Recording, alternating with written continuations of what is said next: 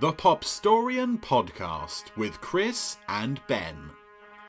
Wait a minute, you ain't heard nothing yet. A date which will live in infamy. I have a feeling we're not in Kansas anymore. What are you supposed to do when you see the Flash? Duck and cover. I'm sorry, Dave. I'm afraid I can't do that. It's one small step for man, one giant leap for mankind. Great power comes great responsibility. Da, da, da, da, da, da, da, da. Pop story. Ben! Hi, Chris. It's me, Ben. All right. And I'm Chris, of course. Is my name Yes. on the screen there. Anyway. This is the Pop Story and Podcast. You may have heard of us if you're listening to this. where pop culture and history collide. So this is my turn to ask you some questions, Ben. Yes, this week I'm in the hot seat. So I'm a little nervous about what you're going to ask me. Why are you nervous, Ben? Because I don't have any time to prepare. Sometimes you ask really good questions and I don't have answers to hand. Fair enough. Fair enough. I'm going to try to throw you a kind of a softball. It's first time working into these questions, you and me. Thank you, Chris. You're merciful. All right, here's the first one here. You ready? Yes, I'm ready. It's kind of a two-parter. Uh-huh. So, name a movie that you really love the concept of, and were really excited about, but did not like the execution. So you went and saw the movie, and you were just like, I didn't like that movie, but I really wanted to. It's like you're inside my head. Because that very experience happened to me recently. And I'm not sure how much I want to get into it, but I just will. I'll just dive into it. I am really disappointed by Denis Villeneuve's Dune movies. I just went to see Dune Part 2, which at the time of this recording has been out for a couple weeks, I think. And will likely still be in theaters by the time this comes out. As Chris knows, and some of you will know from listening to back episodes of the podcast, I'm a big fan of Dune. I love the book. It's one of my favorite books. I've reread it a couple of times. And I'm a big fan of, oddly enough, the David Lynch version from the 80s. And I'm a big fan of Denis Villeneuve as a director. I loved his sequel to Blade Runner, and Arrival's one of my favorite sci-fi films of that decade, really. 2016, I believe that came out. So I love that. I love the cast.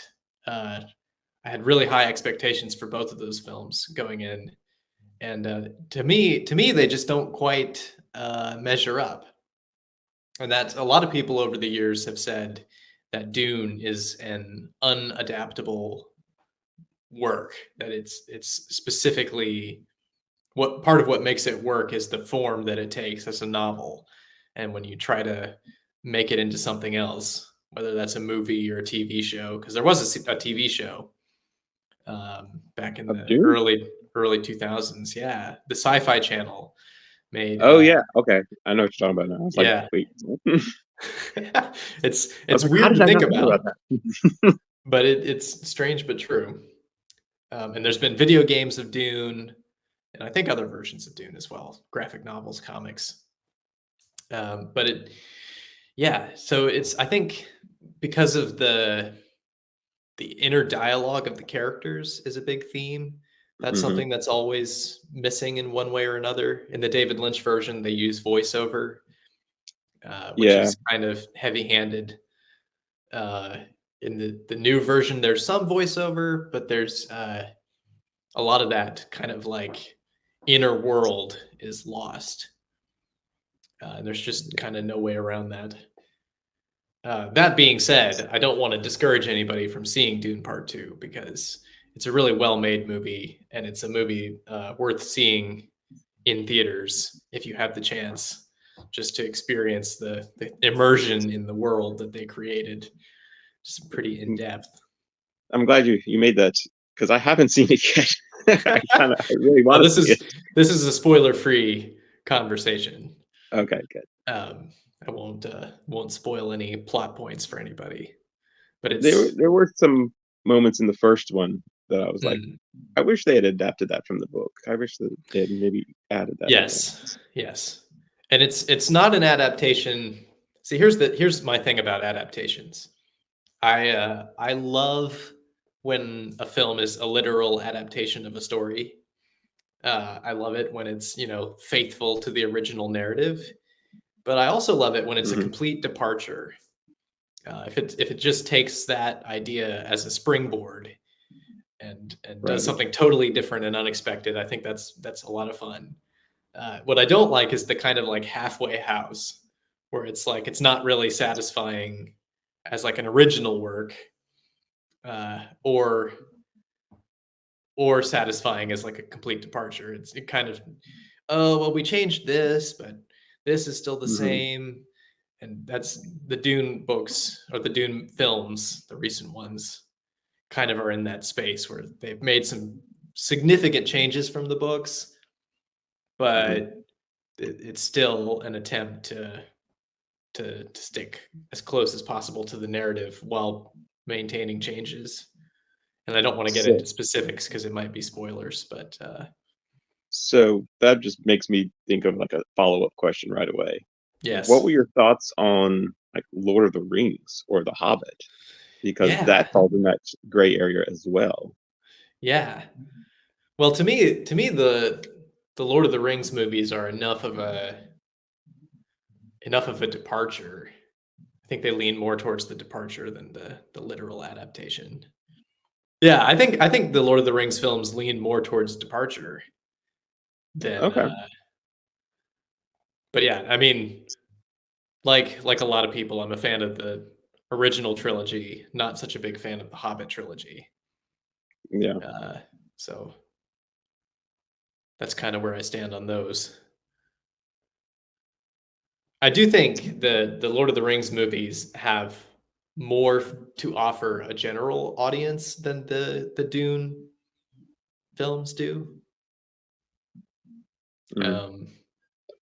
And that's the upsetting thing is that if you know and appreciate something about the book that isn't in the movie, whatever it is, that certain people will only see the movie and will never go back and read the book.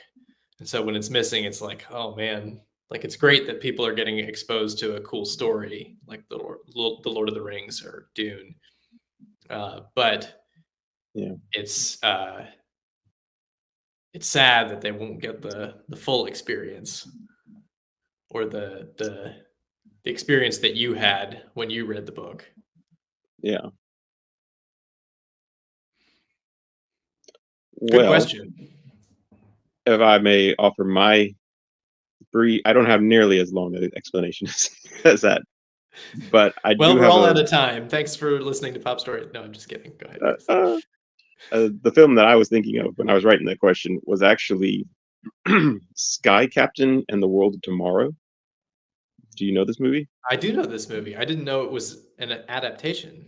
It's not an adaptation. Adaptation is not really the point. The point is, I saw the previews for this movie. I saw like the build up for this movie, and I was like, I'm sold. I'm on board. It's got old planes. It's kind of black and whitish. Got a big cast, Yeah, I was in the same boat. Yeah, and then I went and saw the movie and was kind of let down. I was like, man, they just need to revisit that and make it just make it Yeah. better. Yeah, it has such a great classic 30s and 40s movie serial vibe. And Yeah. I like the cast. I like that it's got a great rousing theme tune, Sky Yeah. Captain. But the film itself is it's not that much of an adventure yarn. It left me wanting. Yeah. I was just thinking about it the other day. And I was like, I kind of want to rewatch that to see why I didn't like it, Yeah, but I haven't gotten there yet. So great stuff. Yeah. I hope Sky Captain makes a comeback of some sort one Yeah. day in a more exciting format. It might be a I'll fun have- series. It might be fun to do it like serial style and have cliffhangers at the end of every episode. And That would be fun. I want. Did they ever make a comic or graphic novel of it? don't 'Cause I know. bet you it would be good in that format too. Yeah, I don't know. It's a great question. There was a second part to it, but we are out of time. But basically, it was basically just the reverse of the first question. Like, what was a movie that you were like, why would they make that movie? But when you watched it, it was actually like, oh, that's pretty good. I like that movie. Well, recently Barbie. Oh, like- right. My initial reaction to Barbie was like, why? Why would you do that? Just Yeah, because it's if you like, really- you have little girls in your Mhm. in your family, and I think you know that they tend to prefer the cartoon versions of things. So I was like, why would if you're making a movie about Barbie, why wouldn't you just make a cartoon or an animation? It seems like a natural Yeah. choice. But the film itself, actually, I enjoyed very much. So I was pleasantly surprised with what they did. I didn't have one that I was thinking about. But yeah, I remember you really, really liked Barbie when it came out. I did, yeah. I preferred it to Oppenheimer, but that's a whole nother podcast. That's another discussion entirely. Yes, definitely. Huge conversation there. Thank you, Ben.